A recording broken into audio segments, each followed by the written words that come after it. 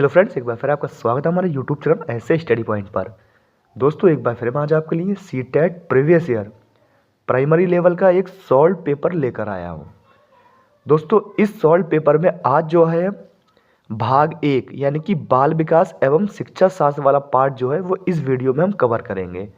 देखते हैं कि प्रीवियस ईयर में प्राइमरी लेवल पर बाल विकास एवं शिक्षा शास्त्र के किस तरह के प्रश्न जो है पूछे गए हैं। तो आइए दोस्तों, वीडियो शुरू करते हैं।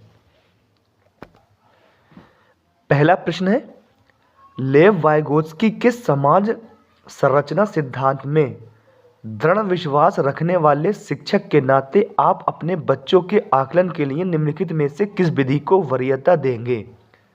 आपका ऑप्शन है सहयोगी प्रोजेक्ट, मानकीकृत परीक्षण, तथ्यों पर आधारित प्रत्यास्मरण के प्रश्न या वस्तुपरक बहुविकल्पीय प्रकार के प्रश्न। 4 विकल्प दे रखे हैं दोस्तों, सही विकल्प का यहाँ पर आपको चयन करना है। तो दोस्तों, पहले नंबर का जो राइट आंसर आपका चला जाएगा वो ऑप्शन ए के साथ चला जाएगा, यानी कि सहयोगी प्रोजेक्ट के साथ आपका आंसर चला जाएगा। यानी ऑप्शन ए जो है इसका राइट आंसर हो जाएगा। आप चाहें दोस्तों यहाँ पर इसकी व्याख्या भी पढ़ सकते हैं, आंसर के साथ इसकी व्याख्या भी दे रखी है, चाहें तो आप इसकी व्याख्या भी यहाँ पर पढ़ सकते हैं। अगला प्रश्न देख लेते हैं। सेकंड नंबर प्रश्न है, अपनी कक्षा की व्यक्तिक भिन्नताओं से निपटने के लिए शिक्षक को चाहिए कि आपका ऑप्शन है शिक्षण और आकलन के समान और मानक तरीके हों, बच्चों को उनके अंकों के आधार पर अलग कर उनको नामित करें, बच्चों से बातचीत करें और उनके दृष्टिकोण को महत्व दें, या विद्यार्थियों के लिए कठोर नियमों को लागू करें। 4 ऑप्शन दे रखे हैं दोस्तों, सही ऑप्शन यहाँ पर आपको चूज करना है। तो सेकंड नंबर का जो राइट आंसर आपका चला जाएगा दोस्तों वो ऑप्शन सी के साथ चला जाएगा, यानी कि आपका बच्चों से बातचीत करें और उनके दृष्टिकोण को महत्व दें। Option C is right answer. आप यहाँ पर इसकी व्याख्या के साथ इसका आंसर देख सकते हैं दोस्तों। अगला प्रश्न यहाँ पर देख लेते हैं। थर्ड नंबर प्रश्न है, आकलन उद्देश्यपूर्ण होता है यदि आपका ऑप्शन है इससे विद्यार्थियों में भय और तनाव का संचार हो, इससे विद्यार्थियों और शिक्षकों को प्रतिपुष्टि यानी कि फीडबैक प्राप्त हो, ये केवल एक बार वर्ष के अंत में हो, या डी नंबर है दोस्तों विद्यार्थियों की उपलब्धियों में अंतर करने के लिए तुलनात्मक मूल्यांकन किए जाएं। 4 ऑप्शन है, सही ऑप्शन का यहाँ पर चयन करना है दोस्तों आपको। तो प्रश्न जो 3 है दोस्तों, इसका जो राइट आंसर आपका चला जाएगा वो ऑप्शन बी के साथ चला जाएगा, इससे विद्यार्थियों और शिक्षकों को प्रतिपुष्टि यानी कि फीडबैक प्राप्त हो। ऑप्शन बी जो हो जाएगा इसका राइट आंसर हो जाएगा। यहां पर इसकी व्याख्या भी दोस्तों यहां पर पढ़ सकते हैं। अगला प्रश्न देख लेते हैं। चौथा नंबर प्रश्न यहां पर है, राष्ट्रीय पाठ्यचर्या के रूपरेखा एनसीएफ 2005 के अनुसार शिक्षक की भूमिका है सत्तावादी, अधिनायकीय, अनुमतिपरक या सुविधाजनक। तो दोस्तों इसका जो राइट आंसर दे रखा है वो ऑप्शन डी दे रखा है, यानी कि सुविधाजनक दे रखा है। Option D is right answer. अगला प्रश्न है 5 नंबर प्रश्न है, अनुसंधान सुझाते हैं कि एक विविध कक्षा में अपने विद्यार्थियों से शिक्षिका की अपेक्षाएं विद्यार्थियों के अधिगम आपके ऑप्शन है पर महत्वपूर्ण प्रभाव छोड़ती हैं, का एकमात्र निर्धारक होती है, के साथ संबंधित नहीं मानी जानी चाहिए, पर कोई प्रभाव नहीं छोड़ती। 4 ऑप्शन दे रखे हैं दोस्तों, सही ऑप्शन का यहां पर आपको चयन करना है। तो 5 नंबर का जो राइट आंसर चला जाएगा दोस्तों आपका वो ऑप्शन ए के साथ चला जाएगा, पर महत्वपूर्ण प्रभाव छोड़ती हैं, यानी कि ऑप्शन आपका ए जो है वो राइट आंसर हो जाएगा। इसकी व्याख्या देख सकते हैं दोस्तों आंसर के साथ। अगला प्रश्न यहां पर देख लेते हैं। 6 नंबर प्रश्न है, 6ठा नंबर प्रश्न है, विशेष आवश्यकता वाले बच्चों को शामिल करना आपके ऑप्शन है एक काल्पनिक लक्ष्य है, जिनमें अक्षमता ना हो उन बच्चों के लिए हानिकारक है, विद्यालयों पर भार बढ़ा देगा, या शिक्षण के प्रति दृष्टिकोण विषय वस्तु और धारण परिवर्तन की अपेक्षा रखता है। 4 ऑप्शन दे रखे हैं दोस्तों, सही ऑप्शन का यहाँ पर आपको चूज करना है। तो 6 नंबर प्रश्न जो है दोस्तों उसका जो राइट आंसर आपका चला जाएगा वो ऑप्शन डी के साथ चला जाएगा। शिक्षण के प्रति दृष्टिकोण विषय वस्तु और धारण परिवर्तन की अपेक्षा रखता है। ऑप्शन डी जो है राइट आंसर हो जाएगा। अगला प्रश्न है 7 नंबर प्रश्न है, विविध प्रकार की सामाजिक, आर्थिक और सांस्कृतिक पृष्ठभूमि के बच्चों से युक्त कक्षा सभी विद्यार्थियों के अधिगम अनुभव को बढ़ाती है। ये कथन है गलत है, क्योंकि ये बच्चों के लिए दुविधा उत्पन्न कर सकता है और वे स्वयं को अलग अलग महसूस कर सकते हैं। अगला ऑप्शन है सही है, क्योंकि बच्चे अपने साथियों से अनेक कौशल सीखते हैं। सी नंबर है सही है, क्योंकि इससे कक्षा अधिक श्रेणीबद्ध दिखाई देती है। डी नंबर है गलत है, क्योंकि ये अनावश्यक स्पर्धा की ओर ले जाता है। 4 ऑप्शन है दोस्तों, सही ऑप्शन यहां पर आपको इसका बताना है। तो 7 नंबर प्रश्न का जो राइट आंसर आपका चला जाएगा दोस्तों वो ऑप्शन बी के साथ चला जाएगा। सही है, क्योंकि बच्चे अपने साथियों से अनेक कौशल सीखते हैं। ऑप्शन बी जो है इसका राइट आंसर हो जाएगा। अगला प्रश्न देख लेते हैं। 8 नंबर प्रश्न है, सुनने में असमर्थ बच्चा, आपका ऑप्शन है श्रवण असमर्थता वाले बच्चों के विद्यालय में ही भेजा जाना चाहिए, नियमित विद्यालय में नहीं। केवल अकादमिक शिक्षा में लाभ नहीं उठा पाएगा, उससे उसके स्थान पर व्यावसायिक शिक्षा दी जानी चाहिए। अगला है नियमित विद्यालय में बहुत अच्छा कर सकता है यदि उसे उपयुक्त सुविधा और साधन उपलब्ध कराए जाए, या नियमित विद्यालय में अपने सहपाठियों के समान कभी प्रदर्शन नहीं कर सकेगा। 4 ऑप्शन है दोस्तों, सही ऑप्शन यहां पर आपको बताना है। तो 8 नंबर का जो राइट आंसर चला जाएगा वो ऑप्शन सी के साथ चला जाएगा। नियमित विद्यालय में बहुत अच्छा कर सकता है यदि उसे उपयुक्त सुविधा और साधन उपलब्ध कराया जाए। ऑप्शन सी जो है इसका राइट आंसर हो जाएगा। अगला प्रश्न देख लेते हैं यहां पर।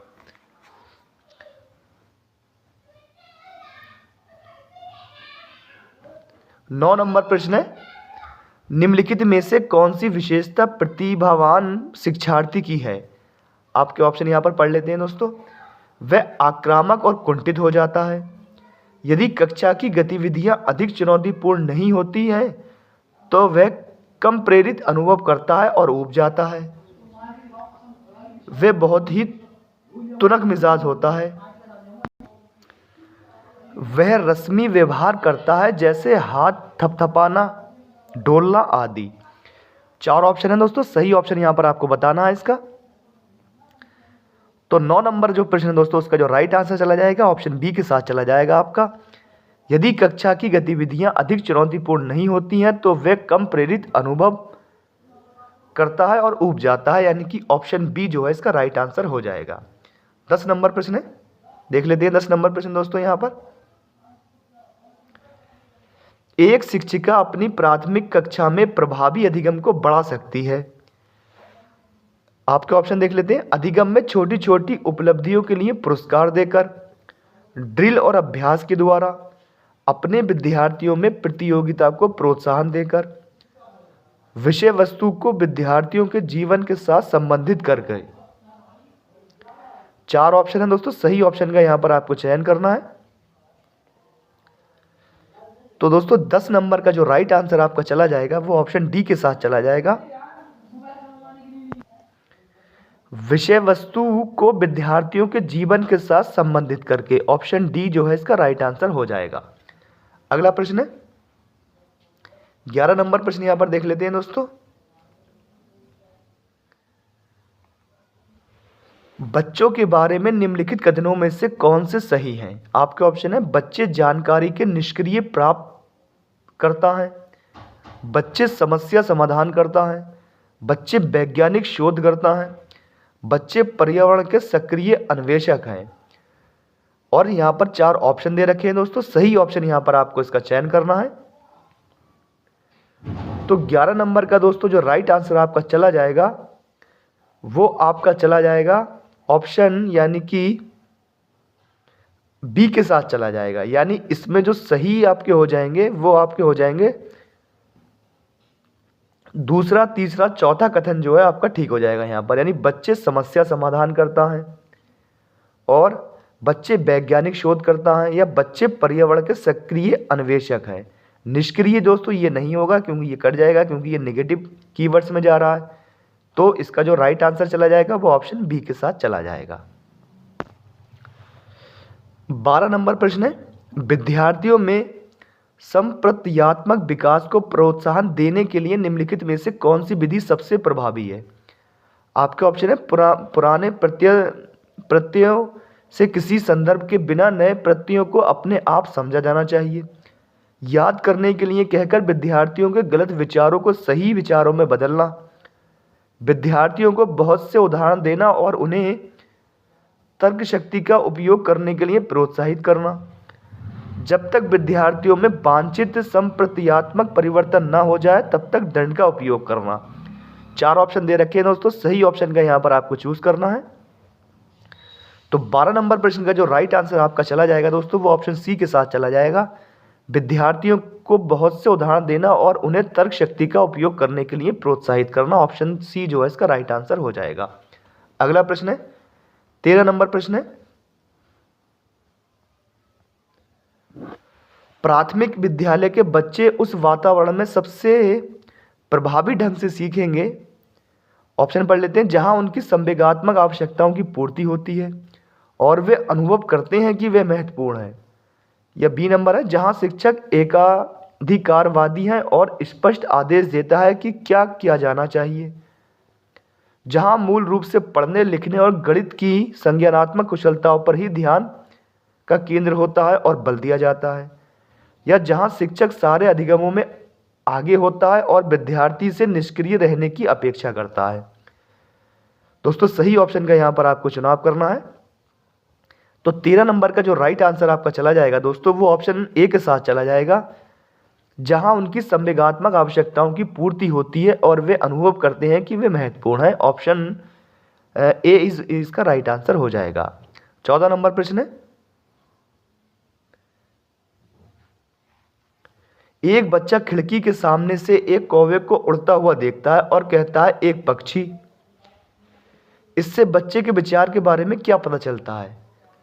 देख लेते हैं। बच्चे की स्मृतियां पहले से भंडारित होती हैं, बच्चे में पक्षी का प्रत्य विकसित हो चुका है, बच्चे ने अपने अनुभव बताने के लिए भाषा के कुछ उपकरणों का विकास कर लिया है। दोस्तों यहाँ पर 4 ऑप्शन है, सही ऑप्शन को यहाँ पर आपको उसका चयन करना है।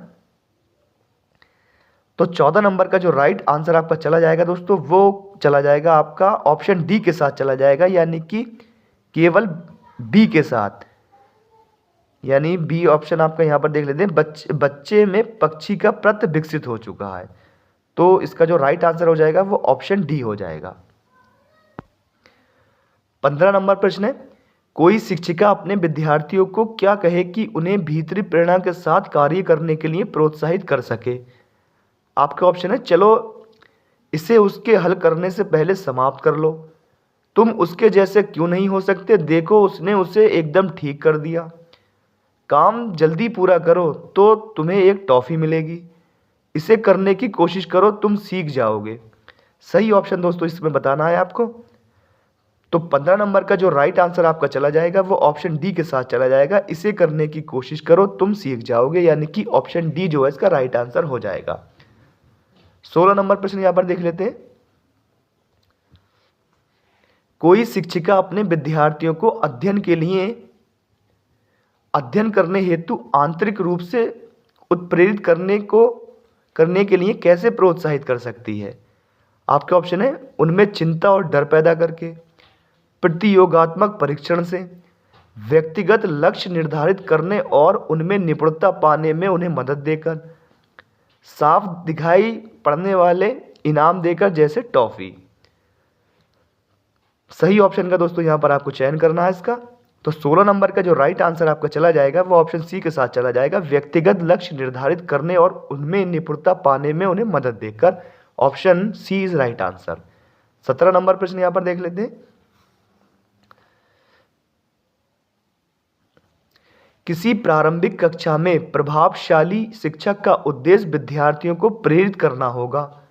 आपके ऑप्शन है, सीखने के लिए जिससे वे जिज्ञासु बने और सीखने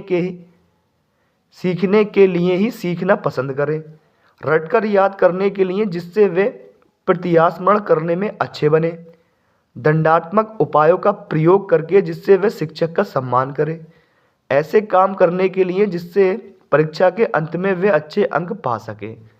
4 ऑप्शन दे रखे हैं दोस्तों, सही ऑप्शन का यहाँ पर आपको चयन करना है।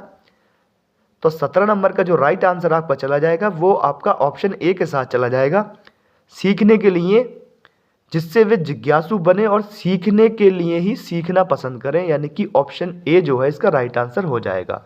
18 नंबर प्रश्न है, निम्नलिखित में से कौन सा उदाहरण प्रभावशाली विद्यालय की प्रथा का है? आपके ऑप्शन है निरंतर तुलनात्मक मूल्यांकन, शारीरिक दंड, व्यक्ति सापेक्ष अधिगम या प्रतियोगितात्मक कक्षा। 4 ऑप्शन दे रखे हैं दोस्तों, सही ऑप्शन का यहाँ पर आपको चूज करना है। तो 18 नंबर का जो राइट आंसर आपका चला जाएगा दोस्तों वो आपका चला जाएगा ऑप्शन सी के साथ चला जाएगा, व्यक्ति सापेक्ष अधिगम के साथ चला जाएगा। Option C is right answer. 19 नंबर प्रश्न है, विकास का शिरा पदाभिमुख दिशा सिद्धांत व्याख्या करता है कि विकास किस प्रकार आगे बढ़ता है? सामान्य से विशिष्ट कार्यों की ओर, भिन्न से एकीकृत कार्यों की ओर, सिर से पैर की ओर या ग्रामीण से शहरी क्षेत्रों की ओर। तो इसका जो राइट आंसर दोस्तों दे रखा है व्याख्या के साथ वो ऑप्शन सी दे रखा है, सिर से पैर की ओर, यानी option C is right answer. 20 नंबर प्रश्न है, भाषा विकास के लिए सबसे संवेदनशील समय निम्नलिखित में से कौन सा है? आपके ऑप्शन है जन्म पूर्व का समय, मध्य बचपन का समय, वयस्कावस्था या प्रारंभिक बचपन का समय। 4 ऑप्शन दे रखे हैं दोस्तों, सही ऑप्शन का यहाँ पर चयन करना है आपको। तो 20 नंबर प्रश्न का दोस्तों जो राइट आंसर आपका चला जाएगा वो ऑप्शन डी के साथ चला जाएगा, यानी कि प्रारंभिक बचपन का समय के साथ चला जाएगा। 21 नंबर प्रश्न यहाँ पर देख लेते हैं दोस्तों, एक 6 वर्ष की लड़की खेल कूद में असाधारण योग्यता का प्रदर्शन करती है, उसके माता पिता दोनों ही खिलाड़ी हैं, उसे नित्य प्रशिक्षण प्राप्त करने भेजते हैं और सप्ताहांत में उसे प्रशिक्षण देते हैं। बहुत संभव है कि उसकी क्षमताएं निम्नलिखित दोनों के बीच परस्पर प्रतिक्रिया का परिणाम होंगी। आपके ऑप्शन है आनुवांशिकता और पर्यावरण, वृद्धि और विकास, स्वास्थ्य और प्रशिक्षण, अनुशासन और पौष्टिकता। दोस्तों 4 ऑप्शन दे रखे हैं, सही ऑप्शन यहाँ पर आपको बताना है इसका। तो 21 नंबर का जो राइट आंसर आपका चला जाएगा दोस्तों वो आपका चला जाएगा ऑप्शन ए के साथ चला जाएगा, आनुवांशिकता और पर्यावरण के साथ चला जाएगा। 22 नंबर प्रश्न है,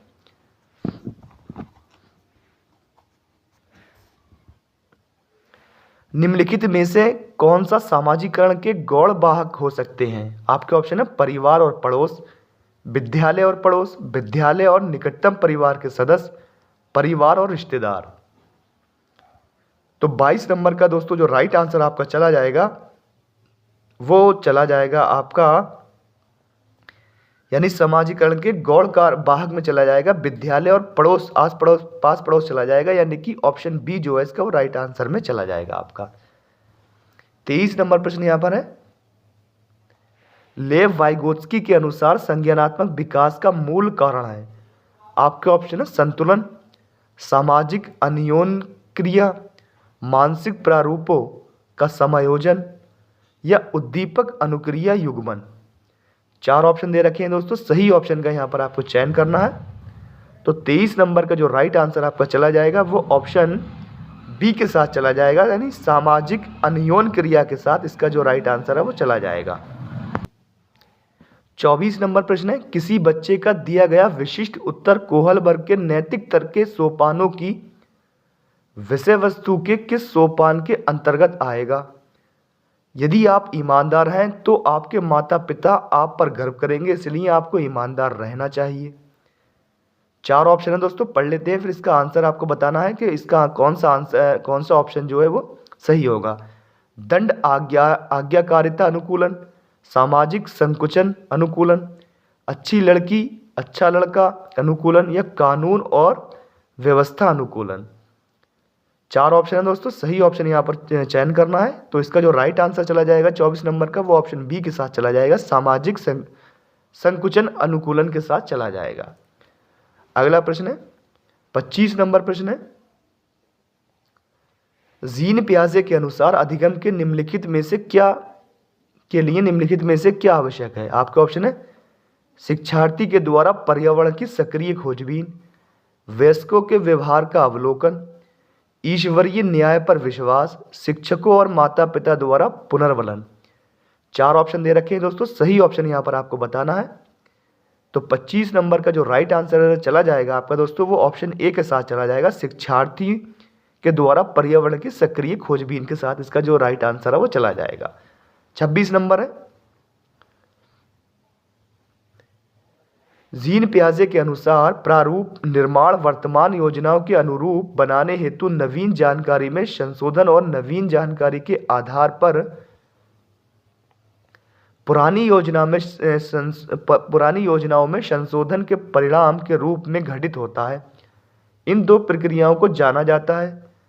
आपके ऑप्शन है समायोजन और अनुकूलन के रूप में, समावेशन और अनुकूलन के रूप में, सामीकरण और संशोधन के रूप में, समावेशन और समायोजन के रूप में। दोस्तों 4 ऑप्शन दे रखे हैं, सही ऑप्शन का यहाँ पर चयन करना है आपको। तो 26 नंबर का जो राइट आंसर आपका चला जाएगा दोस्तों, वो ऑप्शन डी के साथ चला जाएगा, समावेशन और समायोजन के रूप में, यानी ऑप्शन डी जो है इसका राइट आंसर हो जाएगा। अगला प्रश्न देख लेते हैं, 27 नंबर प्रश्न है, किसी प्रगतिशील कक्षा की व्यवस्था में शिक्षक एक ऐसे वातावरण को उपलब्ध कराकर अधिगम को सुगम बनाता है जो, आपके ऑप्शन है खोज को प्रोत्साहन देता है, नियामक है, समावेशन को प्रोत्साहित करता है, आवृत्ति को बढ़ावा देता है। सही ऑप्शन का दोस्तों चयन करना है यहाँ पर।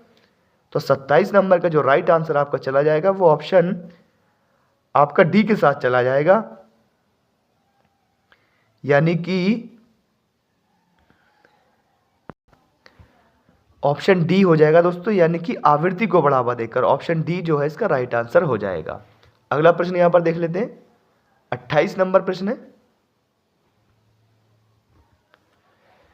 हॉवर्ड गार्डनर का बहुमध्य सिद्धांत सुझाता है कि हर बच्चे को प्रत्येक विषय 8 भिन्न तरीकों से पढ़ाया जाना चाहिए ताकि सभी बुद्धियां विकसित हों। बुद्धि को केवल बुद्धि लब्धि यानी कि IQ परीक्षा से ही निर्धारित किया जा सकता है। शिक्षक को चाहिए कि विषय वस्तु का वैकल्पिक विधियों से पढ़ाने के लिए बहुबुद्धियों को एक रूपरेखा की तरह ग्रहण करे। यह क्षमता भाग्य है और एक अवधि के भीतर नहीं बदलती। 4 ऑप्शन में से दोस्तों सही ऑप्शन का यहाँ पर आपको चूज करना है।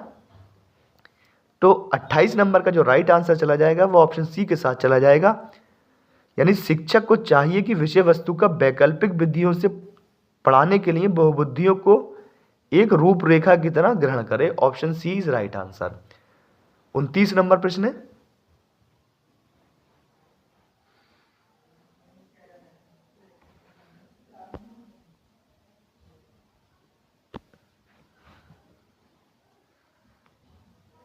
कोई 5 साल की लड़की एक टी शर्ट को तय करते हुए अपने आप से बात करती है। लड़की द्वारा प्रदर्शित व्यवहार के संदर्भ में निम्नलिखित में से कौन सा कथन सही है।